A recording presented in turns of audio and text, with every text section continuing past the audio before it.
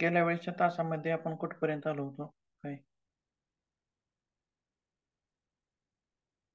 Yoga for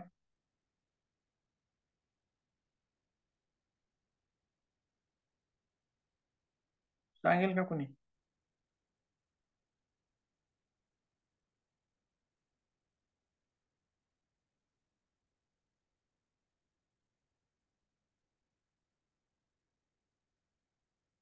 श्रीमंत शिंदे, समृद्धीताई, रोहिणीताई, कोणी सांगू शकेल का? गेल्या वेळेस आपण कुठपर्यंत आलो होतो?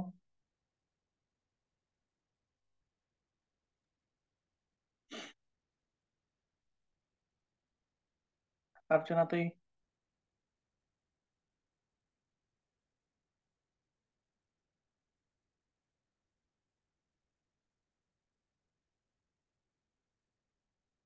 ठीक आहे, सांगा.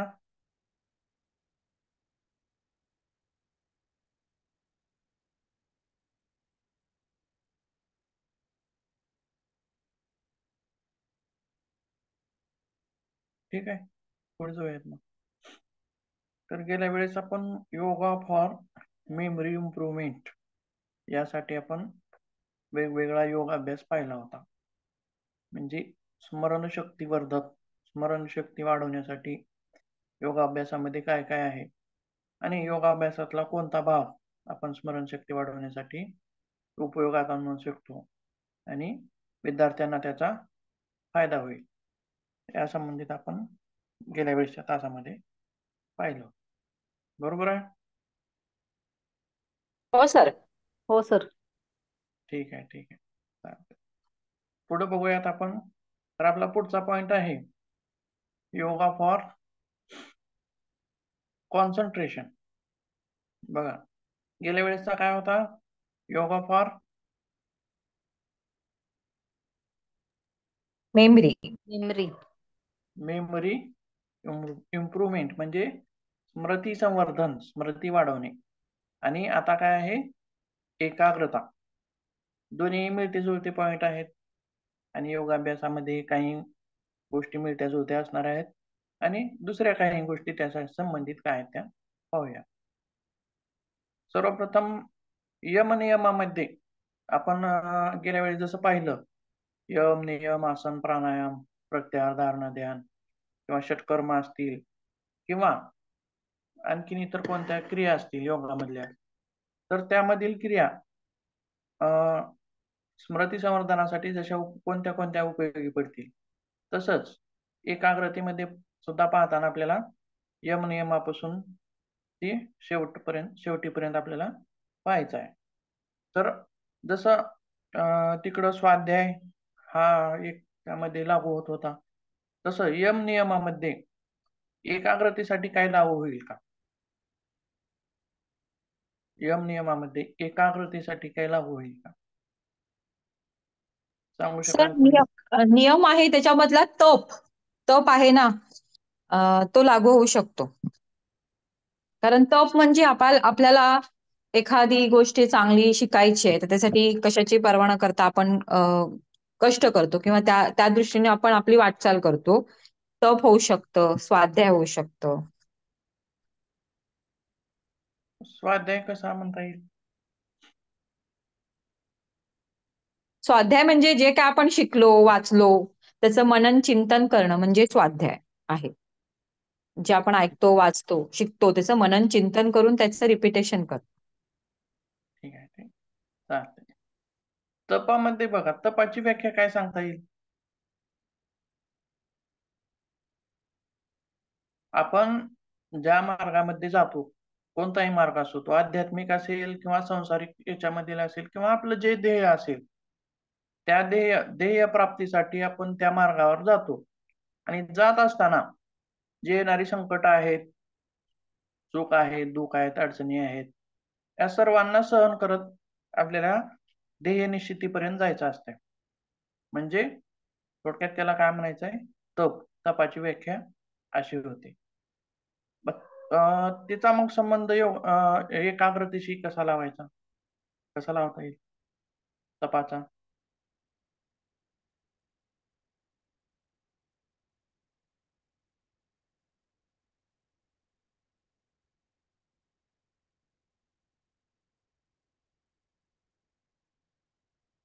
समृद्धी ते. हा सर, आपल्याला एकाग्रताशी संबंध लावायचा असेल त्यावेळेला आपण म्हटलंय की आपलं मन आधी स्थिर, एकाग्र एखाद्या गोष्टीवर होणं आवश्यक आहे. त्याच्याशिवाय हम्म. आपण पुढचा आपला जो मार्ग आहे तो त्यापर्यंत पोहोचू शकत नाही. तो ती स्थिरता आवश्यक आहे आणि ती तपातून आपल्याला मिळू शकते. तपाने प्राप्त होते. शकते, हो. ठीक आहे. तर यम नियमामधील तप त्यामध्ये सांगता येईल एकाग्रतेसाठी. तर पुढील भाग काय काय आहे ते पाहूयात आपण. आसनामध्ये पूर्वीची आसनं काही रिपीट होतील आणि त्याचसोबत दुसरी आसनं कोणती सांगता येतील बघा.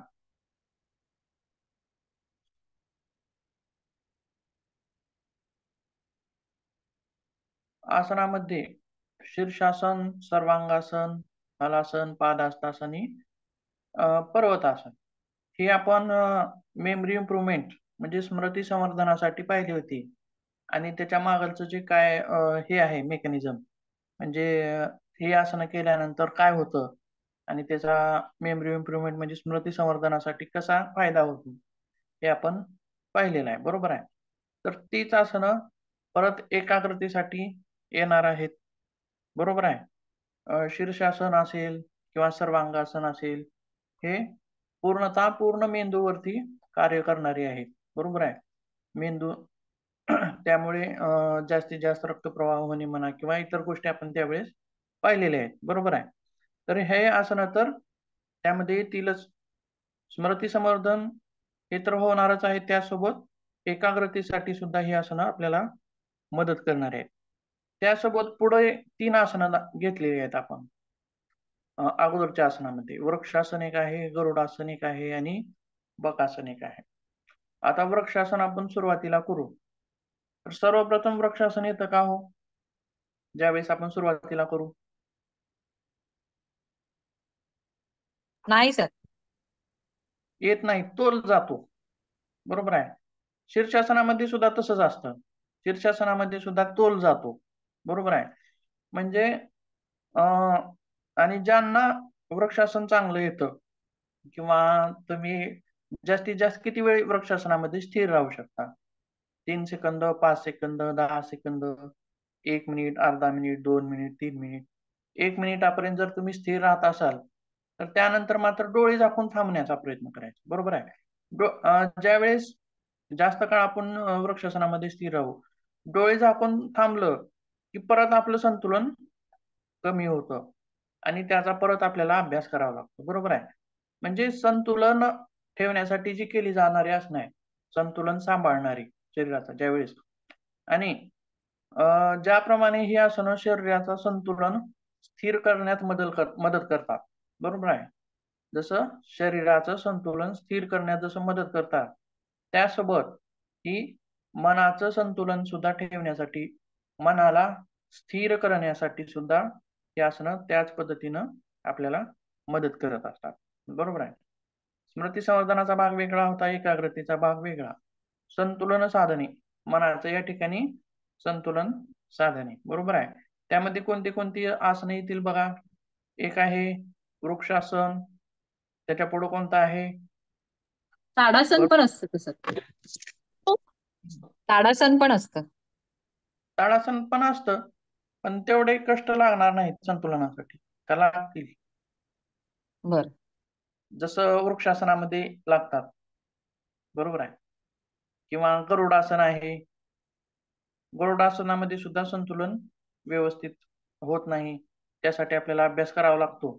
म्हणजेच जसं जसं शरीराचं संतुलन होत जाईल तसं तसंच त्या आसनाचा प्रभाव आपल्या मनावरती सुद्धा होत जातो आणि आपल्याला एकाग्रता टिकवून ठेवण्यासाठी त्याची मदत होत जाते.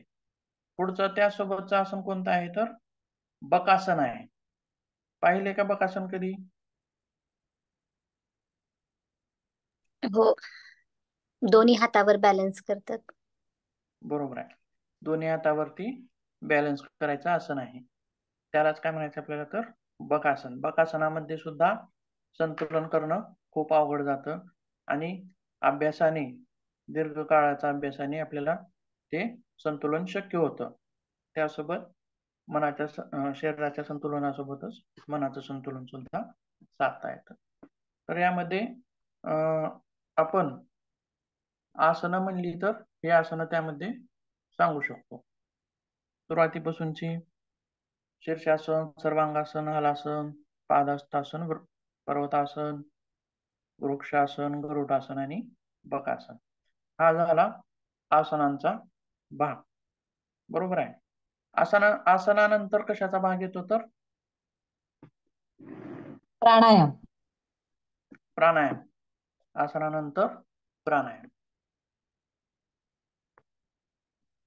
प्राणायामाची व्याख्या कोणी सांगू शकेल का?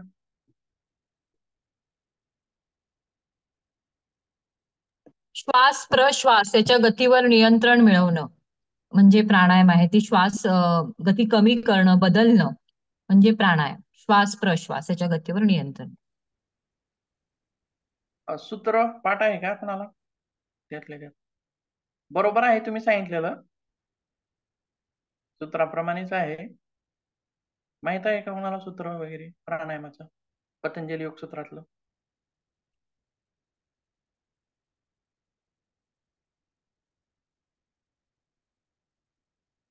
ठीक आहे. तस्मिन् सती श्वास प्रश्वास गतिर्विच्छेद प्राणायाम. ठीक आहे, पुढे जाऊयात, बघू काय काय आहे त्यामध्ये.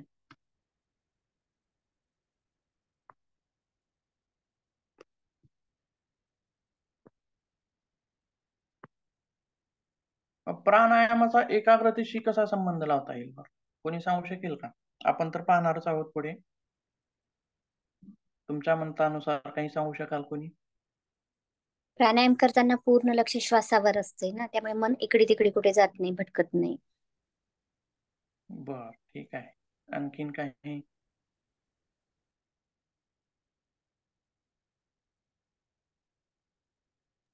तर श्वास आपलं जीवन आहे, त्यामुळे आपल्या जशा भावना असतात तशी श्वासाची गती असते.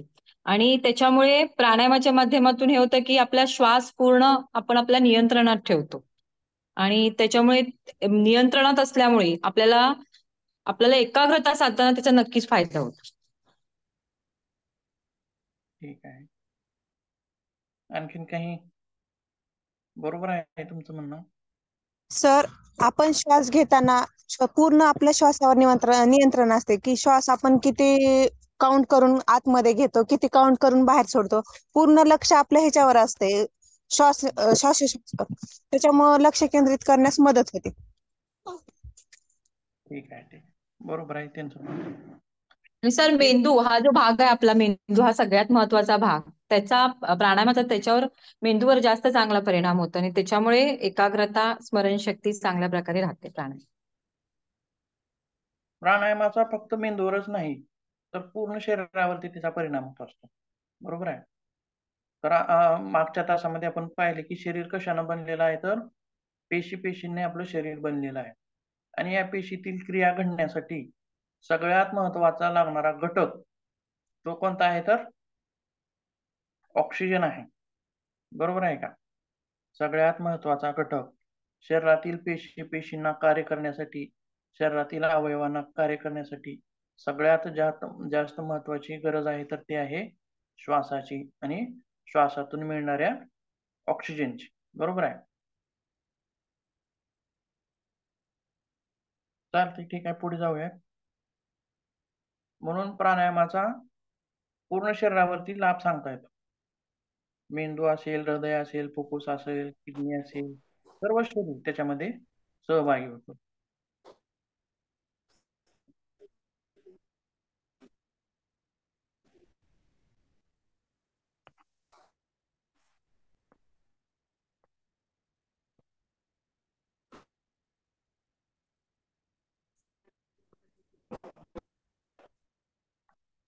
प्राणायामाचा आपल्याला कसा सहभाग होईल, एकाग्रतेसाठी कसा उपयोग करता येईल ते पाहूया. बरोबर आहे. तर सर्वप्रथम इथं एक सूत्र दिलेलं आहे बघा, हठयोग प्रदीपिकेमधलं. चले वात चलचित्त निश्चले निश्चल भवेत. यापूर्वी कुणाला माहिती आहे काय सूत्र हे ऐकण्यात वगैरे? ठीक आहे, पुढे जाऊयात. माहिती आहे सर.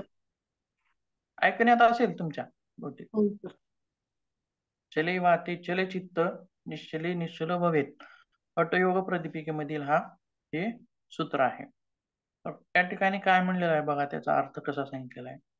अशा प्रकारे प्राणाचा मनाशी संबंध आहे. सर्वप्रथम काय सांगितले तर प्राणाचा मनाशी संबंध आहे. हेच कारण आहे की प्राणायामामुळे प्राण शक्तिवान होतो.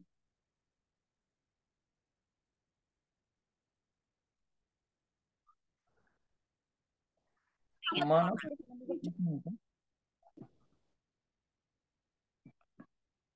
ते एडिटिंग करण्यामध्ये थोडे झाले.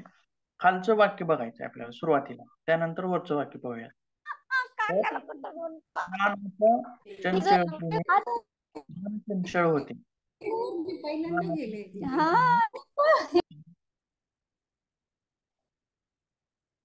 प्राणाच्या स्थिरतेने मनाला स्थिरता प्राप्त होते.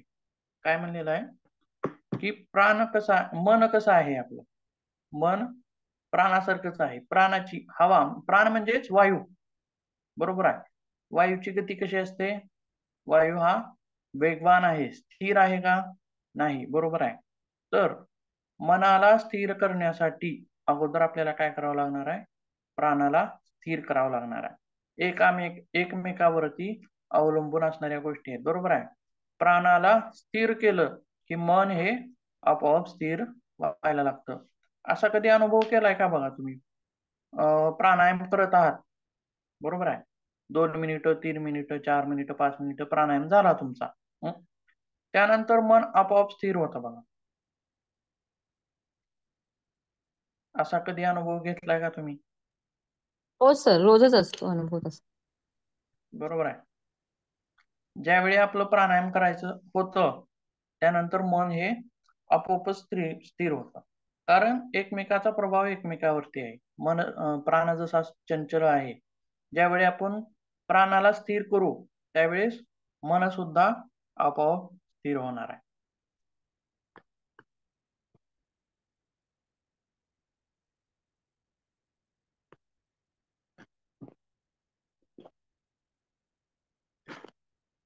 प्राणाच्या चंचलतेने मन चंचल होते, तर प्राणाच्या स्थिरतेने मनाला सुद्धा स्थिरता प्राप्त होते.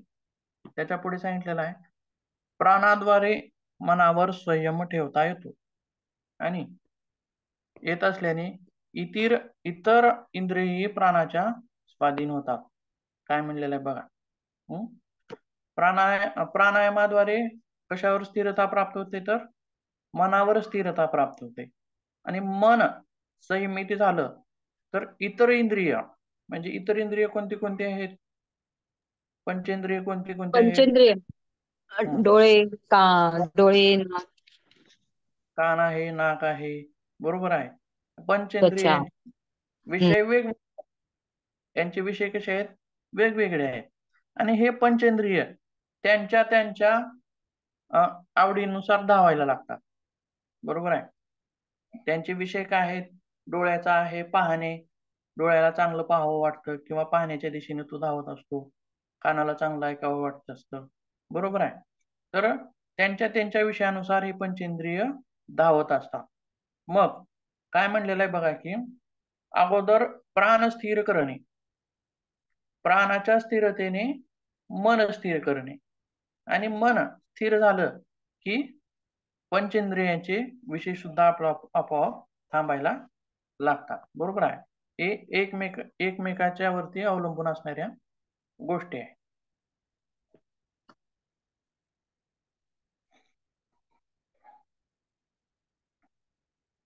बरोबर आहे. आता पाहूयात वरचं वाक्य. अशा प्रकारे प्राणाचा मनाशी संबंध आहे आणि हेच कारण आहे की प्राणायामामुळे मन शक्तिवान होते, बरोबर आहे. प्राणायामामुळे मन शक्तिवान होते आणि मन शक्तिवान झाले की मन ही शक्तिवान होते. प्राणायामामुळे प्राण शक्तिवान झाला की मन ही शक्तिवान होते, बरोबर आहे. सुरुवातीला अगोदर आपल्याला काय करायचं आहे? प्राणाला शक्तिवान बनवायचं आहे, आणि प्राण शक्तिवान झाला की मन सुद्धा आपोआपच शक्तिवान होणार आहे, बरोबर आहे. तर त्याच्या पुढे पाहूया खालच्या पॅरेग्राफ मध्ये, इंद्रियांना वश करायचे असेल तर प्राणाला वश करा. आता सांगितल्याप्रमाणे जसे की इंद्रियांचे वेगवेगळे विषय आहेत आणि इंद्रियांचा स्वभाव काय आहे की त्यांच्या त्यांच्या विषयानुसार आणि त्यांच्या विषयातील त्यांच्या आवडीनुसार हे धावण्याचं कार्य मन करत असते. बरोबर आहे. तर इंद्रियांना वश करायचे असेल तर अगोदर काय म्हणलेलं आहे, प्राणाला वश करा. आणि त्याच्या पुढे जाऊन इंद्रिय मनाच्या अधीन आहेत. बरोबर आहे. तर इथे सुद्धा काय म्हणता येईल की इंद्रिय मनाच्या अधीन आहेत आणि मन खूप चंचल आहे, गर्विष्ठ आहे, सर्वात अधिक वेगवान आहे. मन ज्या दिशेने जाते त्याच दिशेने इंद्रिय जातात. म्हणजेच एकमेकावरती अवलंबून असणाऱ्या गोष्टी आहेत. आता थोडक्यात इथं सांगता येईल की एकाग्रतेसाठी प्राणायामाचा कसा उपयोग होईल. तर कोणत्या गोष्टी कशावरती अवलंबून आहेत? प्राण स्थिर झाला, प्राणाला स्थिर केल्याशिवाय मन स्थिर होणार नाही. बरोबर आहे. आसन, प्राणायाम, प्रत्याहार, धारणा अशा जशा एक एक गोष्टी वर चढतात. बरोबर आहे. सर्वप्रथम प्राणाला स्थिर करणे. प्राणाला बघा, ह्या ज्या पायऱ्या आहेत, प्राणायाम, प्रत्याहार, धारणा, ह्या ज्या पायऱ्या आहेत, ह्या पायऱ्या सुद्धा तितक्याच विचाराने केलेल्या आहेत. बरोबर आहे. त्याच्या अगोदर त्या गोष्टी आहेत का बघा. धारणेच्या अगोदर ध्यान सांगितलेलं आहे का? नाही. किंवा ध्यानाच्या अगोदर समाधी सांगितलेली आहे का? नाही. बरोबर आहे. कारण एकमेकावरती या गोष्टी अवलंबून असणार आहेत. सुरुवातीला काय करायचे आहे, आसन जे आहे, आसनामुळे शरीर पूर्ण शुद्ध होतं, शरीरामध्ये स्थिरता यायला लागते. मग त्यानंतर काय सांगितलंय की प्राणायामाचा अभ्यास. आसनांच्या अभ्यासानंतर प्राणायामाचा अभ्यास. आसनांच्या अभ्यासाने शरीर शुद्ध झालं, निर्मळ झालं की त्या शरीरामध्ये प्राण स्थिर व्हायला लागतात असं म्हणलेलं आहे आसनांचं फळ. आणि प्राणायामाचा अभ्यास केला की प्राणायामाच्या अभ्यासाने मन स्थिर व्हायला लागतं. मग त्याच्या पुढचा आहे प्रत्याहार आणि प्रत्याहाराच्या नंतर धारणा.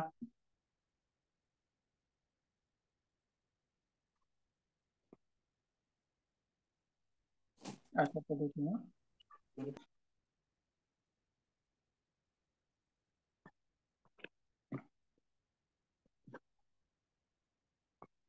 तर प्राणायामामध्ये कुठले कुठले प्राणायाम आपण सांगू शकतो एकाग्रतेसाठी? भ्रामरी आहे, अनुलोम विलोम आहे. भ्रामरी आहे, अनुलोम विलोम, त्यालाच नाडी शोधन, आणि दुसरा आहे भस्त्रिका आणि कुंभक. बरोबर आहे. असे वेगवेगळे प्राणायाम. थोडक्यात एकच प्राणायाम आपण याच्यात सांगू का? नाही. कारण प्राणाला स्थिर करण्यासाठी वेगवेगळे प्राणायाम आपल्याला करावे लागणार आहे. बरोबर आहे. आणि ह्या सगळ्या क्रिया प्राणावरती होणार आहेत प्राणायामाच्या. आणि प्राणायामाचे प्रभाव पुन्हा काय होणार आहे? मनावरती होणार आहे. तर त्यामध्ये आपण 4-5 प्राणायाम अशा पद्धतीचे सांगू शकतो. बघा कोणते कोणते आहेत. एक आहे भ्रामरी आहे, अनुलोम विलोम आहे, आणि तिसरा आहे भस्त्रिका, आणि चौथा आहे कुंभक. बरोबर आहे. तर 4-5 प्रकारचे प्राणायाम आपण त्यामध्ये सांगू शकतो मनाच्या एकाग्रतेसाठी. आसनांचा भाग पण पाहिला, प्राणायामाचा आहे. आणि प्राणायामाच्या नंतर काय येतं पुढं? प्रत्याहार. बरोबर आहे. आता लगेच खाली सूत्र दिलेलं आहे बघा, धारणासूच योग्यता मनस. बरोबर आहे. तर प्राणायामामुळं काय होते की मन धारणा करण्यासाठी तयार होते, म्हणजे मनाची तयारी होते. आता हा झाला एकाग्रतेसाठी प्राणायामाचा भाग. आता त्याच्या पुढे प्राणायामानंतर प्रत्याहार. प्रत्याहाराचा उपयोग एकाग्रतेसाठी कसा होतो ते पाहूयात.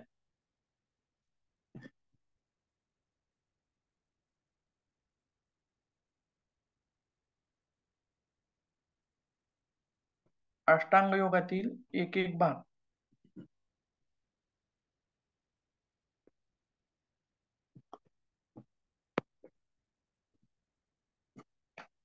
प्राणायामाने काय म्हणलेलं आहे की मन प्रत्याहार करण्यासाठी तयार होते.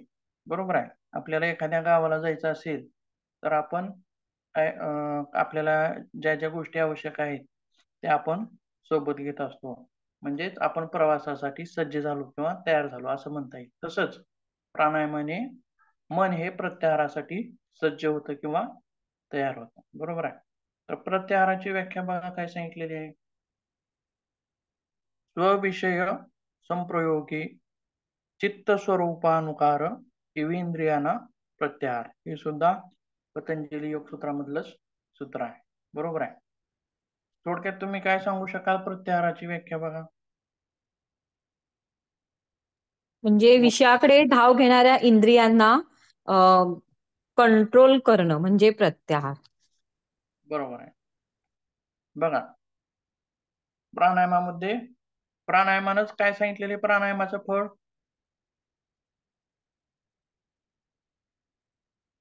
मन स्थिर होतं आणि स्थिर झालेल्या मन इंद्रियांना आपल्या काबूमध्ये ठेवता येतं, म्हणजे स्थिरता प्राप्त करता येते.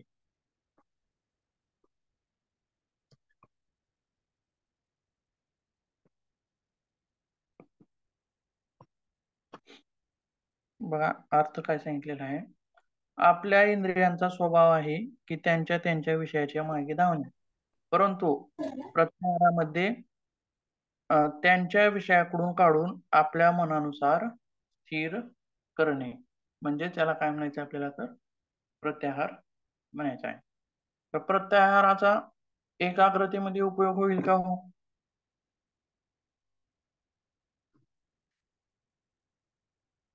हो सर, होणार. बरोबर आहे. तुम्हाला समजा प्रश्न आहे की एकाग्रतेसाठी योगाभ्यास लिहा, तुम्ही प्रत्याहार लिहिला, मग त्यामध्ये तुम्ही काय लिहू शकाल?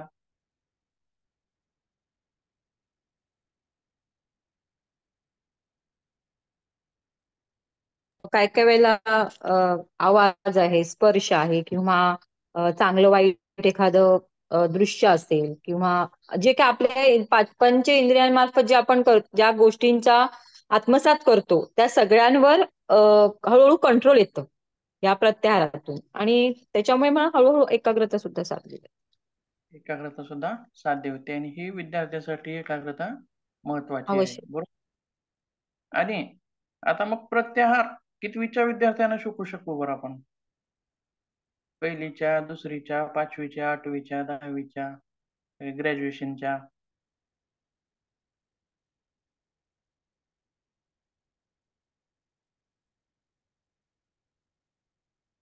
तर 10वी पासूनच्या मुलांना आपण शिकू शकतो. ठीक आहे. त्यांना अगोदर मन म्हणजे काय हे तर समजायला पाहिजे. बरोबर आहे. तो भाग पुढे आहे. जसं आपण शिक्षणाचे स्तर बघितले वेगवेगळे, चिंतन स्तर, त्याच्यानुसार आपल्याला तो भाग पुढच्या ह्याच्यामध्ये पाहायचा आहे.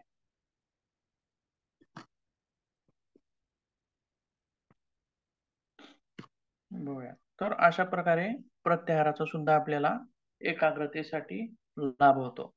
बघा कोणत्या कोणत्या गोष्टी पाहिल्या.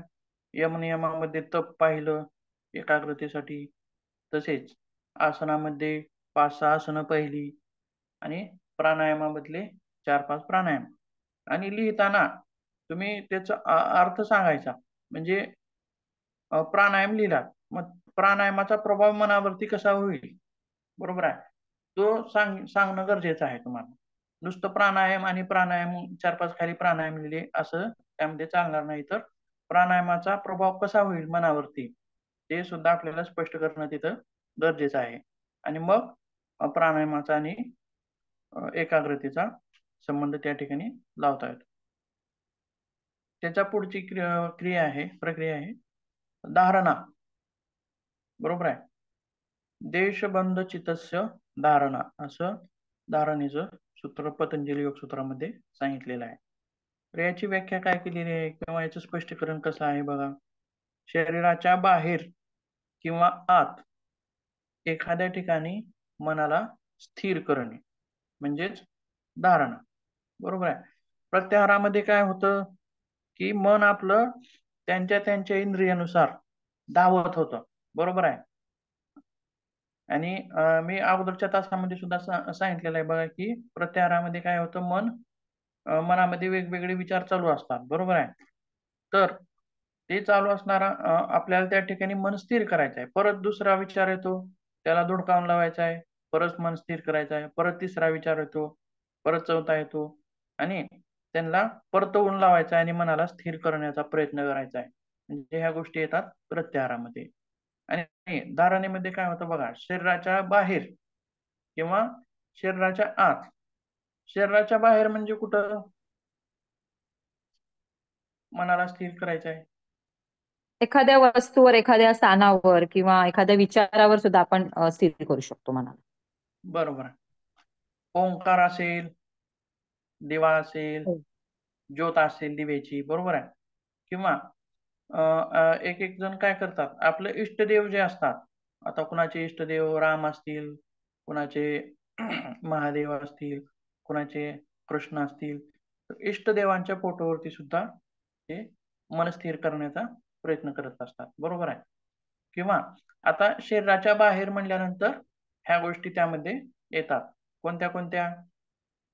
ओंकार असेल, दिव्याची ज्योत असेल, किंवा इष्टदेवतेची प्रतिमा असेल, किंवा आणखीन कोणत्या गोष्टी असेल, बिंदू असेल एखादा, बरोबर आहे. अशा वेगवेगळ्या ठिकाणी आपल्याला मनाला स्थिर करण्याचा प्रयत्न करता येतो, बरोबर आहे. तर त्याच्या पुढे काय सांगितलेलं आहे की मनाच्या बाहेर आणि मनाच्या आत, शरीराच्या बाहेर आणि शरीराच्या आत. शरीराच्या आत म्हणल्यास काय येईल, काय सांगता येईल तिथं? शरीराच्या आत म्हणजे कुठे? आपली ज्ञानेंद्रिय आहेत सर, किंवा एखादा आपला जर अवयव एखादा व्याधीग्रस्त असेल तर त्याच्यावर सुद्धा आपण धारणा करू शकतो. बरोबर आहे, सांगा.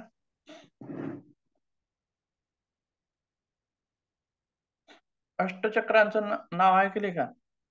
अष्टचक्र माहित आहेत का? सप्तचक्र, हो सर. चक्र तर माहित आहेत का? आपल्या शरीरामध्ये चक्र असतात. हो सर. मूलाधार, स्वादिष्ठान, मणिपूर, आज्ञाचक्र, सहस्रार चक्र माहिती आहेत ना? आहेत सर, माहिती. बरोबर आहे. म्हणजे शरीराच्या आत म्हणजे कुठे? तर हे चक्र म्हणा. तर कोणते कोणते चक्र आहेत? मूलाधार आहे. मूलाधार कुठं असतं? गुदद्वाराच्या 2 बोटे वर.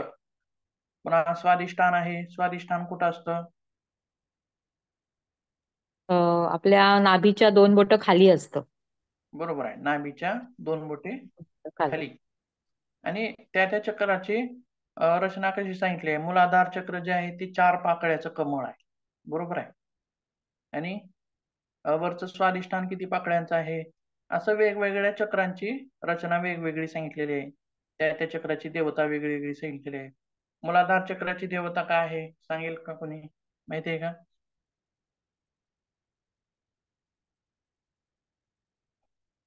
किंवा मूलाधार चक्राचा हे सुद्धा आहे, अक्षर सुद्धा आहे. लम हे त्याचं अक्षर आहे आणि लाल त्याचा रंग आहे सर. बरोबर आहे, बरोबर आहे.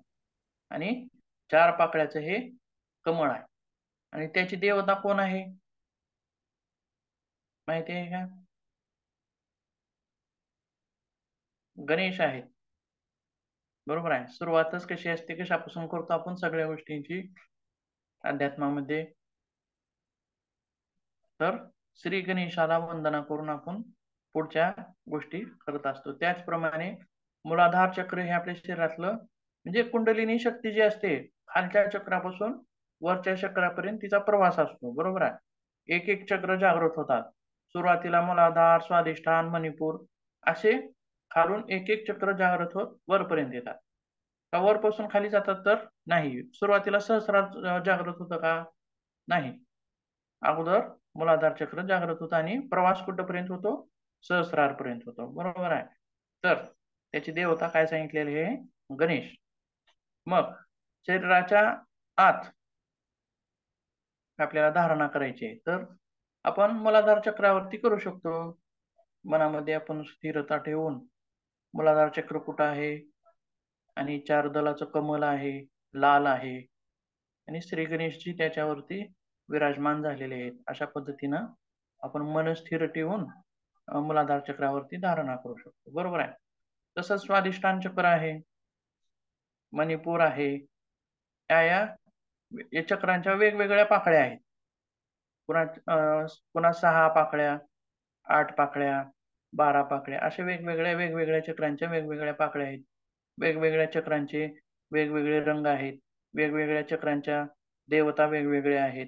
तसंच त्यासोबत हृदयामध्ये कोणतं चक्र आहे सांगू शकाल? अनाहत बरोबर आहे, अनाहत चक्र आहे. चक्र. त्याच्या पुढे आहे विशुद्धी चक्र कंठामध्ये. आणि सर्वात महत्वाचं 2 भुवयाच्या मध्ये असणारं चक्र कोणतं आहे तर ते आहे आज्ञाचक्र. बरोबर आहे. आणि आज्ञाचक्राला 2 पाकळ्या आहेत. जसं मूलाधार चक्राला 4 होत्या, तसंच आज्ञाचक्र हे 2 पाकळ्यांचं कमळ आहे.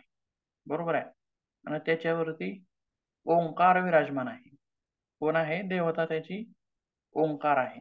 ओंकार विराजमान आहे. अशा पद्धतीनं आपण शरीराच्या आतल्या भागामध्ये म्हणजेच हृदयामध्ये असेल किंवा आज्ञाचक्रामध्ये असेल किंवा सहस्रार चक्रामध्ये असेल, अशा पद्धतीनं आपण धारणा त्या ठिकाणी करू शकतो. बरोबर आहे. मग धारणेचा एकाग्रतेशी संबंध लावता येईल का? हो सर. बरोबर आहे. धारणेच्या अभ्यासाने एकाग्रतेमध्ये वाढ होते. बरोबर आहे. अशा पद्धतीने आपण धारणा ही त्या प्रश्नाच्या उत्तरामध्ये एकाग्रतेसाठी लिहू शकतो. आता समजा सुरुवातीचं चक्र मूलाधार आहे, तर डायरेक्ट आपण आज्ञाचक्रामध्ये ध्यान लावू शकतो का हो? किंवा धारणा करू शकतो का? का मूलाधार पासूनच सुरुवात करावी लागेल? असं काही नसावं सर, कारण प्रत्येक चक्र हा आता कुणाला आता हृदयासंबंधी विकार असेल तर तो अनाहत चक्रावर ध्यान करू शकतो. मग असं सुरुवातीला मूलाधार करावं असं काही नाही. समजा कुंडलिनी जागरण असेल त्यामध्ये, आता आपण काय सांगितलं की रोगानुसार का अनाहत चक्राशी म्हणजे निगडीत कोणते विकार येतील? हृदयाशी संबंधित विकार. बरोबर आहे. आज्ञाचक्राचे वेगवेगळे विकार. आता मणिपूर आहे, मणिपूरशी संबंधित विकार काय? पोटाचे विकार, अपचन वगैरे काय वेगवेगळे विकार असतील तर वेगवेगळ्या रोगानुसार वेगवेगळे चक्र त्याचे ध्यान करायचे आपण. बरोबर. पण समजा कुंडलिनी जागरणासाठी उद्देश ठेवून जर आपण करत असो तर मूलाधार चक्र सुरुवातीला मूलाधार मूलाधार चक्र वरती सर काय, हा तुमच्या परीक्षेशी संबंधित नाही पण थोडक्यात माहितीसाठी घेतलं.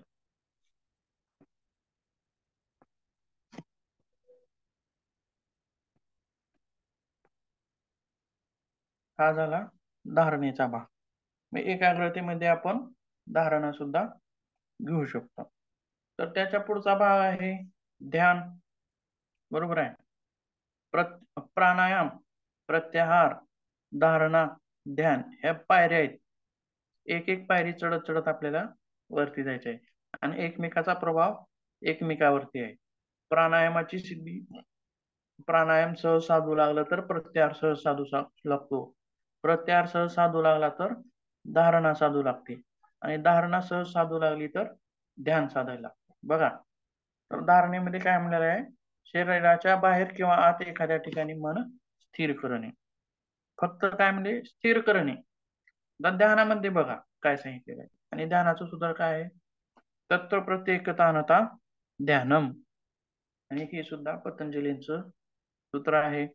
आणि त्याचं विश्लेषण कसं आहे बघा. ज्या ठिकाणी मन धारण केले आहे त्या ठिकाणी मन स्थिर होणे, स्थिर राहणे. मग धारणेमध्ये मन स्थिर राहत नव्हतं का हो?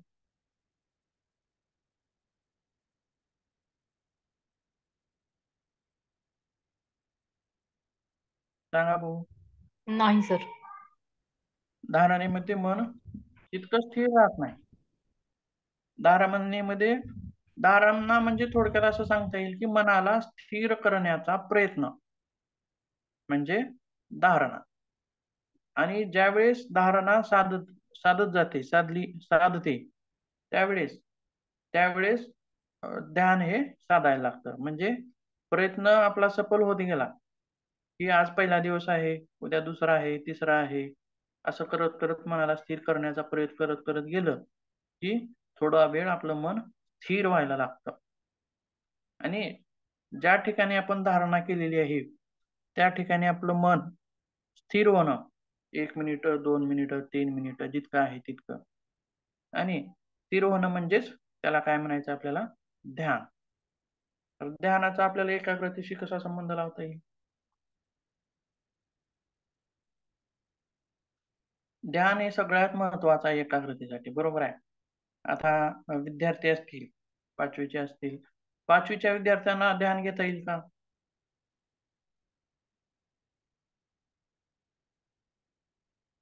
मेडिटेशनचा अभ्यास सर, मेडिटेशनचा अभ्यास 5वीच्या मुलांना आपण घेऊ शकत नाही, पण आपण त्यांना श्वासावर एकाग्रता साधायला सांगू शकतो. ती बरोबर आहे. मुलं चंचल आहेत, थोडी अजून लहान आहेत त्याच्यामुळे. किंवा थोडक्यात त्यांना सहज शांत बसायला लावणे. फक्त धारणा घेऊ शकतो, म्हणजे धारणेसाठी प्रयत्न घेऊ शकतो. हो हो, जसं शिक्षणाच्या सुद्धा वेगवेगळ्या पायऱ्या आहेत, तसं आपल्याला म्हणजे एकाग्रतेसाठी वेगवेगळे वेगवेगळे जे हे क्रिया आहेत, त्या क्रिया त्यांच्या त्यांच्या स्टेपनुसार आपल्या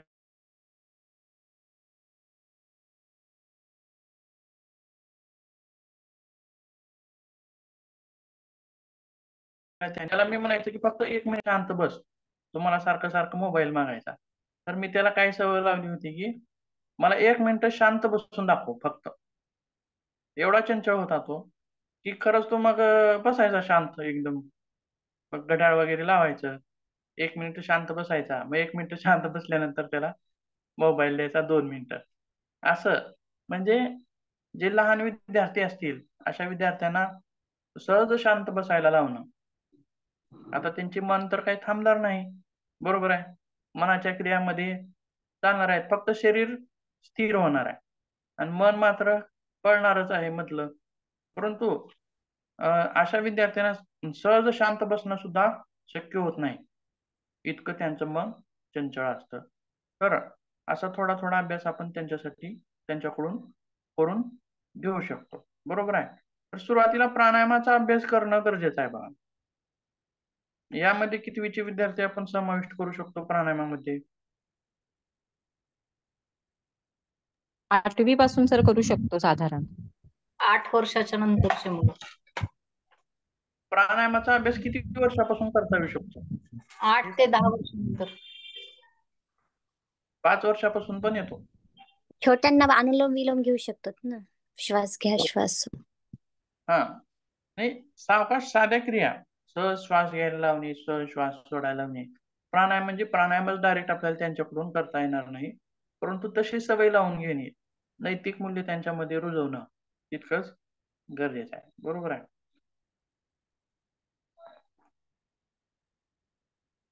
मग एकाग्रतेमध्ये योगाभ्यास लिहा म्हणला, हा असा प्रश्न आहे. तर काय काय सांगू शकाल तुम्ही आता आपण पाहिलेल्या तासामध्ये?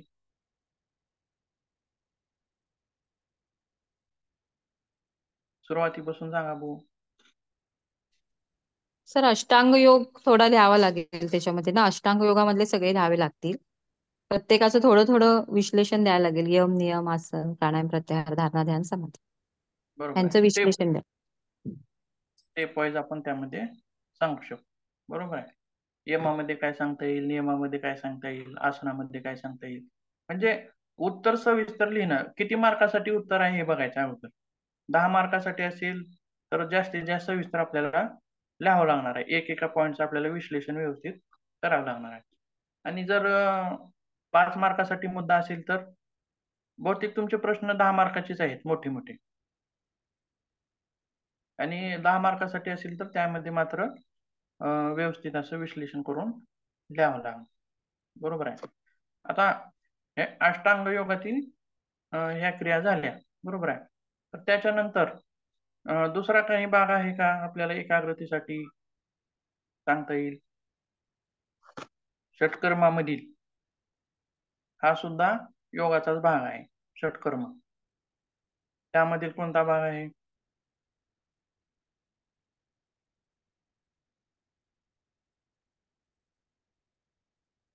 षटकर्म सांगा अगोदर कोणीतरी सांगा.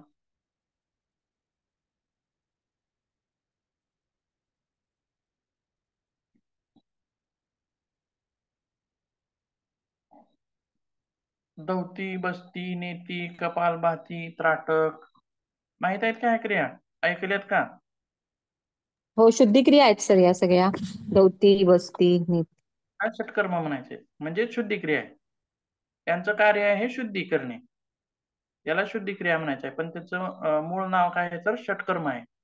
6 क्रिया बरोबर आहे. त्यामधील एक क्रिया आहे जी आपण एकाग्रतेसाठी तिचा उपयोग करू शकतो. त्राटक कोणती आहे? सर, त्राटक. त्राटक. त्राटक ही क्रिया आपण त्यामध्ये एकाकृतीसाठी उपयोगी आणू शकतो.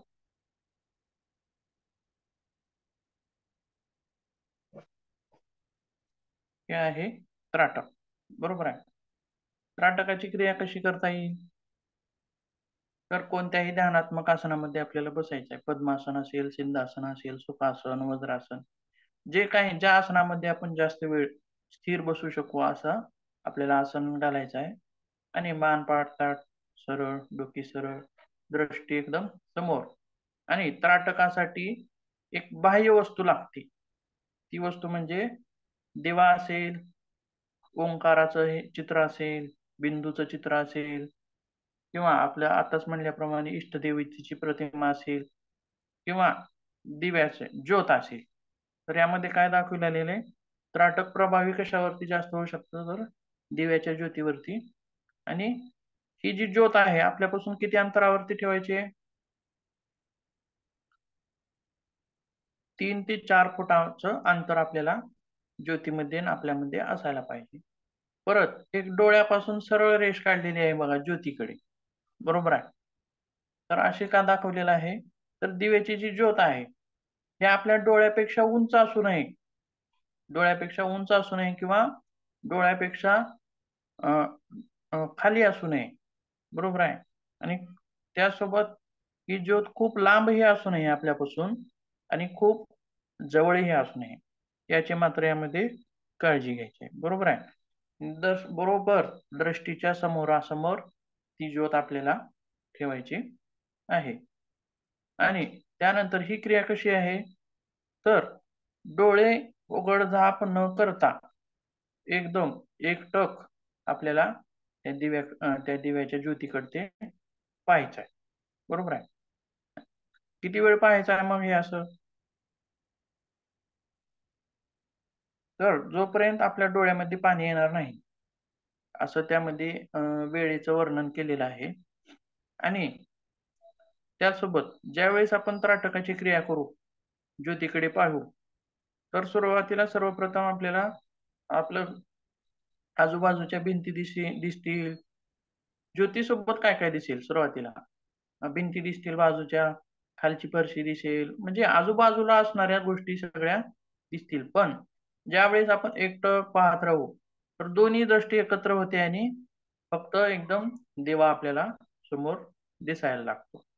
अशी क्रिया होत राहते. आणि जोपर्यंत डोळ्यामध्ये पाणी येणार नाही तोपर्यंत आपल्याला डोळे उघडझाप न करता त्या दिव्याच्या ज्योतीकडे आपल्याला पाहायचं आहे. आणि याच क्रियेला काय म्हणलेलं आहे तर त्राटक असं म्हणलेलं आहे. बरोबर आहे. तर षटकर्मामधील त्राटक ही क्रिया आपण एकाग्रतेसाठी उपयोगी आणू शकतो. बरोबर आहे. तर तुमच्या प्रश्नामध्ये ही सुद्धा क्रिया आपल्याला त्राटकाची लिहायची आहे. परत नंतर कोणती क्रिया आहे का आणखीन जी एकाग्रतेसाठी वापरता येईल? ओंकार सर येणारच ना? ओंकार जप, तो परत मेडिटेशन मध्ये भाग येतो ओंकाराचा. मेडिटेशनचे सुद्धा वेगवेगळे प्रकार, जप मेडिटेशन, नुसतं ध्यान किंवा ध्यान केंद्रित करणे, किंवा ओंकारामध्ये काय म्हणता येईल? ओंकार जप मोठ्याने करणे, का ओंकाराचं ध्यान करणे? आपण जसं ओंकार घेतो अशा स्वरूपामध्ये करता येईल का आज्ञाचक्रामध्ये ओंकाराचं ध्यान करणे? आज्ञाचक्रावर सर ओंकाराचं ध्यान करणं ते करून करता येतं. ध्यान म्हणजे ओंकाराचा सुद्धा भाग कशामध्ये येईल? मग ध्यानामध्ये येईल. तुम्ही ध्यान लिहिताना मग त्या ठिकाणी ओंकाराचं लिहू शकता तिथं. बरोबर आहे. तर ह्या वेगवेगळ्या क्रिया आपण एकाग्रतेसाठी उपयोगी आणू शकतो. यामध्ये काही अडचण? नाही सर. किंवा तुम्हाला एखादी क्रिया माहिती असेल तर ती सांगा तुमच्या ह्याच्यानुसार, की बाबा ही क्रिया आपल्याला करता येईल. सूक्ष्म व्यायामामध्ये काय करता येईल का बरं? सांगा बरं. हा पण एक योगाचाच भाग आहे. सर डोळ्यांच्या हालचाली असतात ना त्या करता येतील, कारण आपले डोळे चंचल असतात, तसं मन डोळ्यांच्या चंचलतेप्रमाणे मनाची चंचलता असते. त्यामुळे डोळ्यांच्या हालचाली, डोळे एका ठिकाणावर स्थिर करणं, आपल्या अंगठ्यावर हळूहळू अंगठा वर नेणं, हळूहळू अंगठा खाली नेणं, ह्या क्रिया करू शकतो. ठीक आहे. तर सूक्ष्म व्यायाम करताना सुद्धा आपण श्वासाकडे नियंत्रण करतो. बघा, प्राणायामाचा अभ्यास करताना प्राणायामाचा प्रभाव हा मनावरती होतो. बरोबर आहे. त्याचा हे आहे ते. परंतु त्यामध्येच आणखीन एक क्रिया आपण सुरुवातीला सांगितली बघा. प्राणायाम करताना आपलं लक्ष प्राणायामाकडे म्हणजे श्वासाकडे असतं. बरोबर आहे. ही क्रिया वेगळी, ती सुद्धा ध्यानामध्ये जाते ती क्रिया. सुरुवातीला जेव्हा वेळेस आपण ध्यानाचा अभ्यास घेऊ त्यावेळेस घेतला जाणारा श्वास आणि सोडला जाणारा श्वास या श्वासाकडे आपल्याला लक्ष केंद्रित करायचं. बरोबर आहे. ही क्रिया सुद्धा एक वेगळी क्रिया आहे. प्राणायामाचं फळ तर मन स्थिर होणे, ती गोष्ट वेगळी झाली, पण ही एक घडणारी क्रिया त्यामध्ये आपल्याला दिसून येते. सर त्याला विपश्यना म्हणतात ना, श्वासावर अगदी खोलवर लक्ष केंद्रित करणं म्हणजे विपश्यना आहे. काय म्हणला? विपश्यना ध्यान. विपश्यना म्हणजे ध्यानामध्ये आपण ते सुद्धा मग परत नंतर कशामध्ये येतं? ध्यानामध्येच येतं.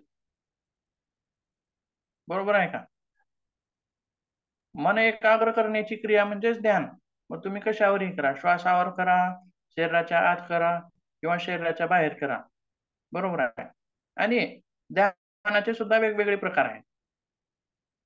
त्यातील तुम्ही कोणता प्रकार निवडू शकता. विपश्यना ध्यान आहे, चक्रीय ध्यान आहे. बरोबर आहे. पतंजली ध्यान. काय करतो?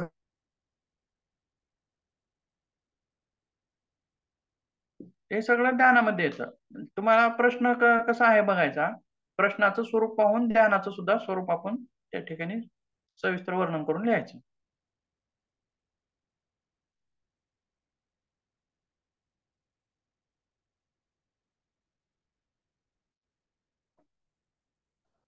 चालतंय, ठीक आहे.